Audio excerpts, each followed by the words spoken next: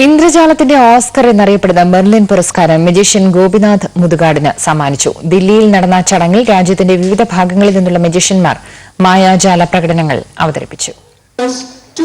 37,000-ഓളം മജീഷ്യന്മാരുടെ സംഘടനയായ രാജ്യാന്തര magician സൊസൈറ്റിയാണ് Merlin പുരസ്കാരത്തിന് ഗോപിനാഥ് മുതുകാടിനെ തെരഞ്ഞെടുത്തത്. ദില്ലി മാവിലങ്കാർ ഹാളിൽ നടന്ന ചടങ്ങിൽ സൊസൈറ്റി പ്രസിഡന്റ് ടോണി ഹാസിനി മുതുകാടിന് പുരസ്കാരം സമ്മാനിച്ചു. കേന്ദ്രമന്ത്രി വയലാർ രവി ഉദ്ഘാടനം ചെയ്ത ചടങ്ങിൽ ദില്ലി മുഖ്യമന്ത്രി Sheila Dikshit അധ്യക്ഷയായിരുന്നു.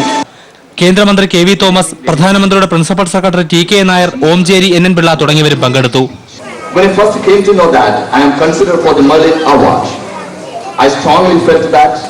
This was not just an acceptance for an Indian magician, but it was an acceptance for the Indian magic itself. തുടർന്ന് രാജ്യത്തിന്റെ വിവിധ ഭാഗങ്ങളിൽ നിന്നുള്ള മഹേന്ദ്രജാലക്കാരുടെ പ്രകടനം.